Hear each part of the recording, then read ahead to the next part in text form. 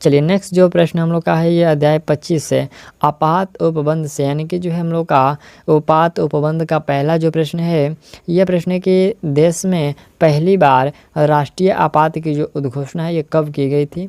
तो ये घोषणा 26 अक्टूबर 1962 को की गई थी पहली बार। दूसरा अगला प्रश्न है कि प्रथम राष्ट्रीय आपातकाल की उद्घोषणा के समय देश के जो राष्ट्रपति कौन थे।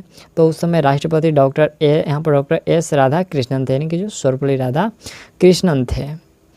1975 में तीसरे राष्ट्रीय आपात की जो वहाँ पर जो आपातकाल की उद्घोषणा किसने की थी। तो तीसरा बार जो किया गया था वो फखरुद्दीन अली अहमद के द्वारा किया गया था। ऑप्शन डी याद रखिएगा। चौथा प्रश्न है कि निम्नलिखित में से किस तारीख को भारत के राष्ट्रपति ने अपनी शक्तियों का प्रयोग करते हुए उद्घोषणा द्वारा यह घोषणा की कि गंभीर आपात विद्यमान है जिसके कारण आंतरिक अशांति से भारत की सुरक्षा को गंभीर खतरा है। यह जो है कब घोषणा किया गया। तो यह घोषणा किया गया था 26 जून 1975 को। अगला प्रश्न है कि भारतीय संविधान के अनुच्छेद 352 के अनुसार राष्ट्रीय आपात की जो घोषणा निम्नलिखित में से किन परिस्थितियों में की जा सकती है। तो यह की जा सकती है युद्ध की स्थिति में, बाह्य आक्रमण के और सशस्त्र विद्रोह में जो है आपातकाल की जो है घोषणा की जा सकती है। यह जो है अनुच्छेद आर्टिकल 352 में वर्णित किया गया है। अगला प्रश्न है कि युद्ध या फिर बाह्य आक्रमण के कारण की गई आपातकाल की घोषणा का सांसद द्वारा जो है अनुमोदन कितनी अवधि के भीतर होना चाहिए। तो इसका जो अनुमोदन है 1 महीने के जो है भीतर होना चाहिए। अगला प्रश्न हम लोग का 7वें नंबर है। यह प्रश्न है कि राज्य में राष्ट्रपति शासन के तात्पर्य राज्य में किनके शासन से है। तो राज्य में जो है राज्य के राज्यपाल के शासन से है।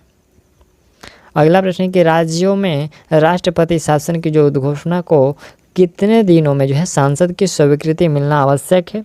तो ये 2 माह में जो है इसका स्वीकृति मिलना आवश्यक है। किसी राज्य में राष्ट्रपति शासन किसी परिस्थिति में अधिकतम जो कितनी अवधि तक लागू किया जा सकता है। तो ये जो अधिकतम है आपको 3 वर्षों तक जो है लागू किया जा सकता है। अब तक जो है किस राज्य में सर्वाधिक लंबी अवधि तक जो है राष्ट्रपति शासन लागू रहा है। तो यह लागू रहा है अब तक के सबसे लंबी जम्मू कश्मीर में। ऑप्शन बी होगा सही, जम्मू कश्मीर में। अगला प्रश्न है कि निम्नलिखित में से कौन सी ऐसी आपात स्थिति है जिसकी घोषणा अभी तक भारत में नहीं की गई है। तो अभी तक वित्तीय आपात का जो स्थिति है भारत में देखने को नहीं मिला है। अगला प्रश्न है कि राष्ट्रपति शासन की जो सर्वाधिक बार घोषणा किसके शासनकाल में की गई। तो अधिक जो किया गया था ये इंदिरा गांधी के प्रथम शासनकाल में किया गया था। अगला यहाँ से प्रश्न हम लोग का 13 नंबर है। यह प्रश्न है कि भारत का राष्ट्रपति किस प्रकार के आपातकाल की जो घोषणा कर सकता है। तो वह जो है यहाँ पर राष्ट्रीय हो गया, राष्ट्रीय आपात, और राज्य की यहाँ पर जो है राज्य संवैधानिक आपात और वित्तीय आपातकाल, ये सभी का जो है उद्घोषणा राष्ट्रपति यहाँ पर जो है राष्ट्रपति के द्वारा किया जा सकता है। ठीक, राज्य में आपातकाल के समय राज्य का शासन किसके हाथ में रहता है। तो उस समय जो है राष्ट्रपति के हाथ में रहता है। अगला है कि वित्तीय आपात स्थिति के दौरान राज्य विधानमंडलों द्वारा पारित सभी वित्त विधेयकों को निम्नलिखित में से किसके विचारार्थ आरक्षित रखा जाता है। तो यह राष्ट्रपति के जो है आरक्षित रखा जाता है। ठीक, अगला प्रश्न हम लोग का है कि वित्तीय आपात के दौरान राष्ट्रपति राज्य के किस प्रकार के विधेयकों की स्वीकृति के लिए प्रस्तुत किए जाने के लिए जो है बाध्य कर सकता है। तो यह बाध्य कर सकता है वित्तीय विधेयक को बाध्य कर सकता है। ठीक, प्रश्न है कि वित्तीय आपातकाल के दौरान है राष्ट्रपति राज्य के किस प्रकार के विधेयकों की स्वीकृति के लिए प्रस्तुत किए जाने के लिए जो है बाध्य कर सकता है। तो वित्तीय यहाँ पर जो वित्तीय विधेयक प्रस्तुत करने के लिए बाध्य कर सकते हैं राष्ट्रपति। 17 नंबर प्रश्न है कि राष्ट्रीय आपातकाल में संविधान की संघीय प्रकृति पर क्या प्रभाव पड़ता है। तो इस पर जो है वैसे ही बनी रहती है। क्या होता है, वैसे ही बनी रहती है। राष्ट्रीय आपातकाल की जो घोषणा करने के लिए सशस्त्र विद्रोह शब्द को संविधान में जो है कब जोड़ा गया। तो ये 44वें संविधान संशोधन में जो है इसे जोड़ा गया था। ठीक, चलिए अगला यहाँ से 19 नंबर प्रश्न है कि राष्ट्रीय आपात की उद्घोषणा का स्वतः प्रभाव होता है। तो ये जो स्वतः प्रभाव होता है अनुच्छेद 19 के अंतर्गत प्राप्त मूल अधिकारों का निलंबन से। ठीक, नेक्स्ट प्रश्न हम लोग का यहाँ से 20 नंबर प्रश्न है। प्रश्न है कि निम्नलिखित में से किसने कहा था कि राष्ट्रपति का आपातकालीन अधिकार संविधान के साथ जो है धोखा है।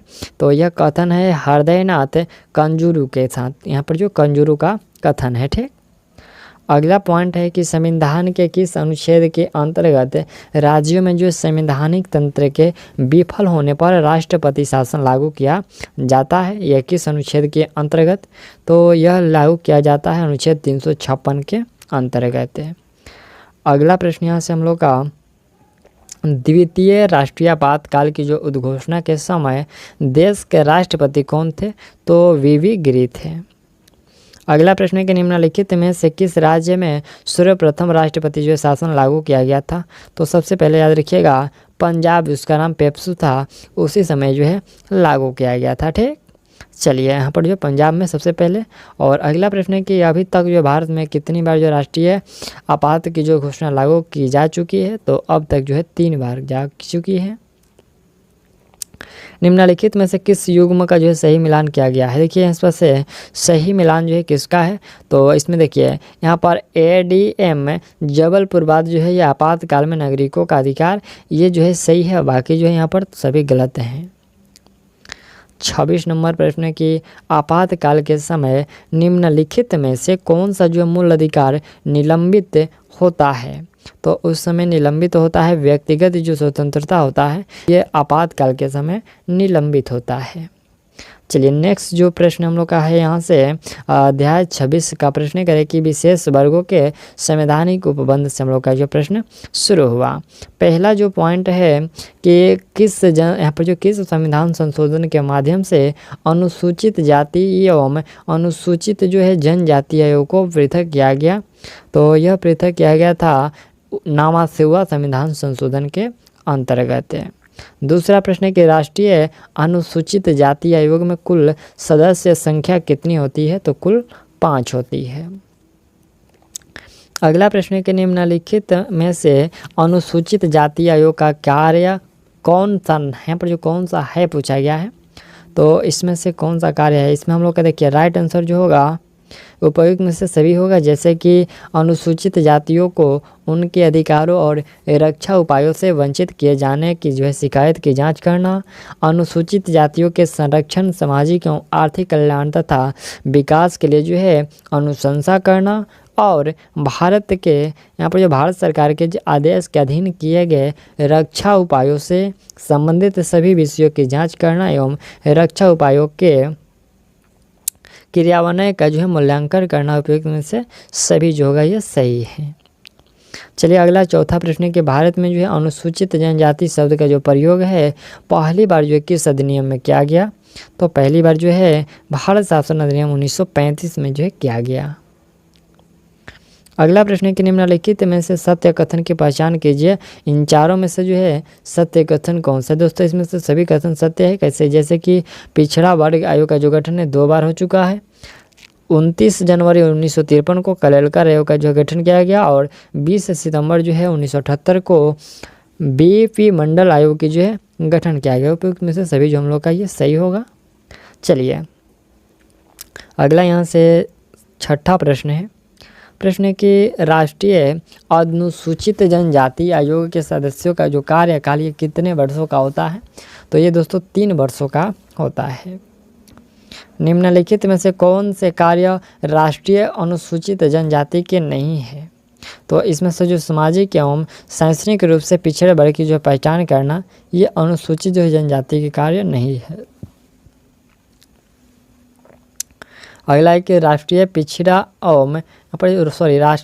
वर्ग आयोग का जो गठन ये किस अनुच्छेद के अंतर्गत हुआ?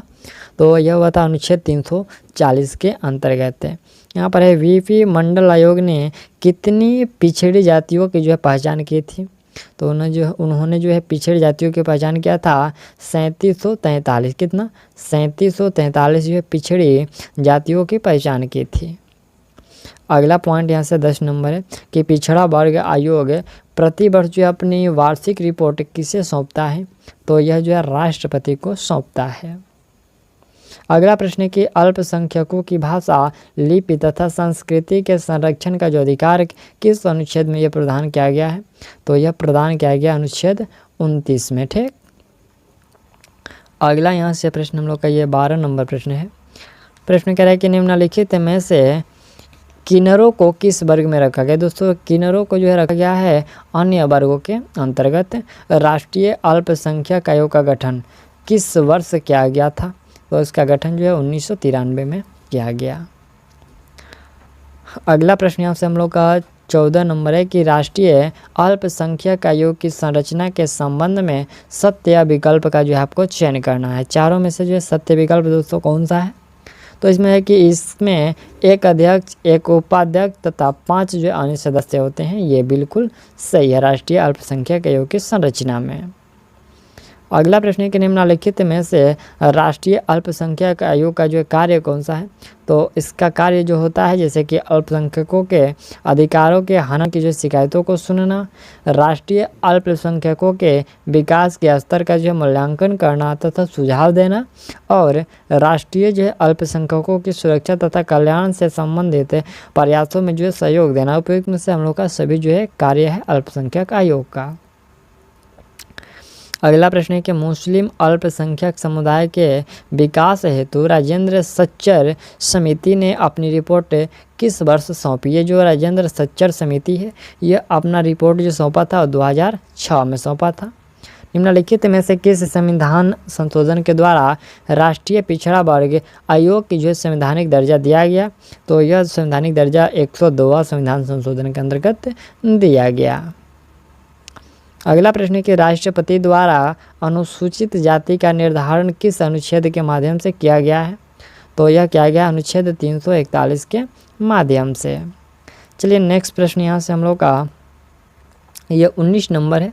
प्रश्न है कि सच्चर समिति की अनुशंसा के आधार पर निम्नलिखित में से कौन सा जो कथन सत्य है? दोस्तों, इसमें से जो है सत्य कथन सभी होंगे, जैसे कि एक समान अवसर आयोग का जो गठन किया जाएगा। दूसरा है कि विश्वविद्यालयों में अति सामाजिक धार्मिक पिछड़े वर्गों के प्रवेश हेतु जो है विशेष मापदंड तैयार किए जाएंगे, और सदस्यों को जो है सीनियर सेकेंडरी विद्यालयों के यहाँ पर विद्यालयों से संलग्न किया जाए। ये सभी जो होगा। ठीक, चलिए नेक्स्ट प्रश्न यहाँ से हम लोग का 20 नंबर प्रश्न है।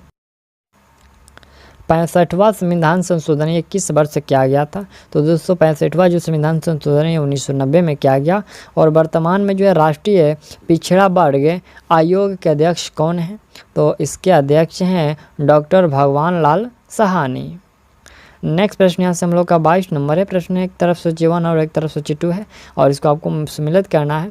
एक तरफ अनुच्छेद है और दूसरे समय हम लोग का दूसरे तरफ जो है विषय है। ठीक, तो चलिए हम लोग इसका मिलान कर लेते हैं। यहाँ से अनुच्छेद जो 330 है यह लोकसभा में SC और ST की सीटों से संबंधित है। अनुच्छेद 331 जो है यह लोकसभा में आंग्ल भारतीय समुदाय का प्रतिनिधित्व से है, और जो 32 है यह राज्यों की विधानसभा में यहाँ पर SC ST के सीटों का आरक्षण से, और जो 333 है यह राज्य की विधानसभाओं में यहाँ पर आंग्ल भारतीय समुदाय का जो प्रतिनिधित्व से है। तो दोस्तों इसमें से हम लोग का जो सेम के सेम है, यानी कि C का जो 3 और D का 4 ये इसी प्रकार से जो है सही है। ठीक, कुट भाषा में देना है तो कुट भाषा में आप जो ऑप्शन को B को जो है दे दीजिएगा। अगला यहाँ से हम लोग का एक तरफ आयोग है और उसका जो है एक तरफ अध्यक्ष दिया गया है। तो राष्ट्रीय मानवाधिकार आयोग के जो अध्यक्ष है अरुण कुमार मिश्रा, राष्ट्रीय अनुसूचित जनजाति के अध्यक्ष हर्ष चौहान, और राष्ट्रीय अनुसूचित यहाँ पर जो अनुसूचित जाति आयोग के जो है विजय संपला, राष्ट्रीय अल्पसंख्यक आयोग के अध्यक्ष यहाँ पर इकबाल सिंह लालपुरा, और राष्ट्रीय महिला आयोग की जो है रेखा शर्मा। थे, चलिए अगला जो प्रश्न यहाँ से हम लोग का ये कुछ राज्यों के लिए जो विशेष प्रावधान से प्रश्न स्टार्ट हुआ। पहला जो प्रश्न है कि यहाँ पर विशेष राज्यों से संबंधित अनुच्छेद जो 371 से 71 के यहाँ तक का